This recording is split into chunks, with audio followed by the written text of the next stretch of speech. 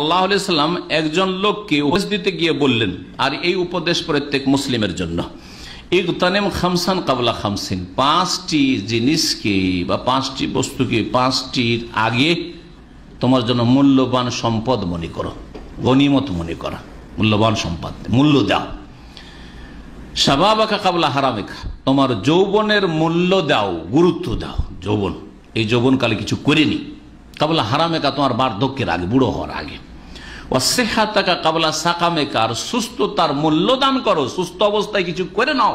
রোজা রাখবে, নফল রেখে নাও, তাহাজ্জুদ পড়বে পড়ে নাও, কোরআন খতম করবে করে নাও, নেকি ইবাদত বন্দি করে নাও, দিনের দাওয়াতের কাজ করবে করে নাও। এইটা হচ্ছে সময়, আল্লাহর দিনের কিছু কাজ করে যাও সুস্থতার অবস্থা। কাবলা সাকামিকা, তোমার ব্যাধিগ্রস্ত হওয়ার পূর্বে। ওয়াগিনাকা কাবলা ফাকরিকা, আর তোমার অভাবী হওয়ার আগে তোমার যে অভাব মুক্ততা রয়েছে, সচ্ছলতা রয়েছে, এই সচ্ছলতাকে মূল্যবান সম্পদ মনে করে সচ্ছল অবস্থায় কিছু দান খেরাত করে নাও।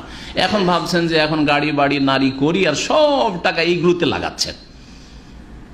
অনেকে আছেন 10 বছর 15 বছর 20 বছর হজ করেন না। আপনি কি করেছেন এত টাকা? সৌদি আরবে যাচ্ছেন, আপনাদের কথা বলছি, অনেকে এইরকম আছেন, বাংলাদেশের মানুষ বা ভারতের মানুষ এইরকম।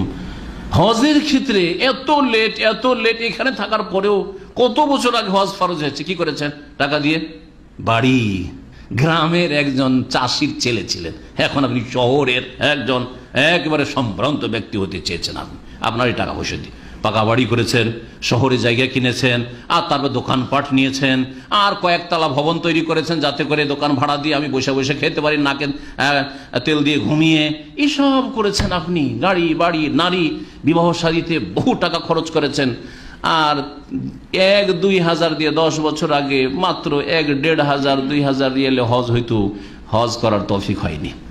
2005 সালে হজ করেছি, প্রায় বছর হজ করেছি, 2005 সালের কথা ভালো করে মনে পড়ছে। ওই সময় মাত্র 1.5 হাজারে ভালো হজ কাফেলা ছিল। এখন আপনাকে ওই রকম কাফেলা গেলে 8 থেকে 10 হাজার লাগবে।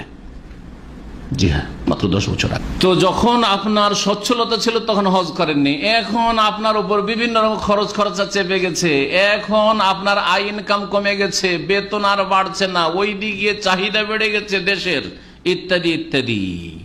এই নিয়ামতের যে হক মূল্য দেননি, এখন হজ করার তৌফিক হয়তো হইল না, আল্লাহর কাছে ধরা খেয়ে যাবেন। ও ফারাগাকা কাবলা শুগলিকা, তোমার ব্যস্ততার আগে তোমার অবসর সময়কে মূল্যবান মনে করি। এখানে অবসর আছি, সৌদি আরবে 8 ঘন্টা ডিউটি করে অবসর আছেন, এটাকে মূল্যবান মনে করবেন। এই সময় দিন শিখে নিন, 1 ঘন্টা 1.5 ঘন্টা করে এসে যদি দিন শিখেন, প্রতিদিনও আসেন, তো কোনো অসুবিধা নেই। আছে কি? দেশে গিয়ে 1 ঘন্টা আপনি সপ্তাহে বের করতে পারবেন না, এত ব্যস্ত হয়ে যাবেন শুধু রুজির জন্য ছোটাছুটি করতে গিয়ে। কত লোক এখান থেকে এক্সিটে গেল, যাওয়ার পরে সেখানে ব্যর্থ হইল, রুজির ব্যবস্থা করতে পারছেন না, আবার ফিরে হয় সৌদি আরব। আর এখানে যদি না আসতে পারে, কত লোক কাতারে এসেছে, বাহরাইনে এসেছে, আর অন্য কোনো দেশে, এমনকি লিবিয়া পর্যন্ত। এমনও ভাই জানি, দিনী ভাই এখানে কাছে ছিল, লিবিয়া পর্যন্ত দৌড় দিয়ে গেছে। আফ্রিকা, এক ছেলে তো সাউথ আফ্রিকা থেকে টেলিফোন করছে যে শেখ ওখান থেকে চলে আসলাম, আমার এই কামারিন সমস্যা ছিলাম, আর তারপরে সাউথ আফ্রিকা পৌঁছে গেছে। কত ব্যস্ততা রুজির জন্য। অথবা কিছুটা অবসর সময় থাকলেও ভালো কোনো আলেম পেলেন না যার কাছ থেকে দিন শহীদিন শিখতে পারবেন।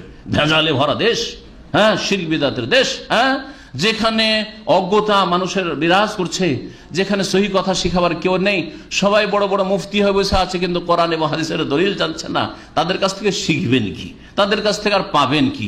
আল্লাহ পাক যেন অবসর সময়কে ভালো কাজে লাগাবার তৌফিক দান করেন। শেষ নিয়ামত হায়াতাকা কাবলা মৌতিক, আর তোমার জীবনটাকে তোমার মত আসার আগে মূল্যবান মনে করিও। যতক্ষণ বেঁচে আছেন ততক্ষণই দান খেরাত করিয়েন। অনেকে মনে করেন যে টাকা পয়সা জমিয়ে রাখি, আর ছেলে মেয়েগুলো আমার জন্য দান খেরাত করবে, সদকা জারিয়া করবে, আমার স্ত্রী খুব আমাকে ভালোবাসে, আমার জন্য সদকা জারিয়া করবে, এইসব করবেন না কখনো। নিজের হাতে দান করে যান, আপনি নিজের হাতে আপনি ওয়াকফ করে যান, নিজের হাতে যা কিছু করবেন সেটা আপনার কাজে আসবে, বাকিটা কাজে আসবে না। কে কি করবে না করবে, আপনাকে ভুলবে না কি করবে, ওইসব ধারের কথা, পরের উপর ভরসা করবেন না। আল্লাহ পাক রব্বুল আলামিন যেন নিয়ামতগুলিকে ভালো কাজে লাগাবার তৌফিক দান করেন, হারাম কাজ থেকে নিয়ামতকে রক্ষা করার তৌফিক দান করেন। আল্লাহ পাক রব্বুল তার সন্তুষ্টি অর্জনের তৌফিক দান করেন। আমাদের সকলকে জান্নাতুল ফিরদৌস দান করেন। যেসব ভাইয়েরা বোনেরা এখানে হাজির হয়েছে আল্লাহ পাক তাদের গুনাহ খাতা যেন মাফ করে দেন। অবসর সময়কে নেকির কাজে লাগাবার তৌফিক দান করেন। আল্লাহ পাক আমাদের সুস্থতাকে ভালো কাজে লাগাবার তৌফিক দান করেন। আল্লাহ পাক রব্বুল আমাদেরকে দিন শিখার এবং দিনের প্রতি আমল করার তৌফিক দান করেন। দিনের দাওয়াত আশেপাশের লোকদেরকে, আত্মীয় স্বজনদেরকে, এলাকাবাসীকে, গ্রামবাসীকে কোরআন সুন্নাহর দাওয়াত, তৌহিদ এবং সুন্নতের দাওয়াত, শিরক বিদআত থেকে সতর্ক করার আল্লাহ পাক যেন তৌফিক দান করেন। আল্লাহ পাকের কাছে দোয়া করে আল্লাহ পাক সমস্ত রকমের ফিতনা ফাসাদ থেকে, বালা মুসিবত থেকে আমাদের হেফাজত করেন। আল্লাহ পাক জাহান্নামের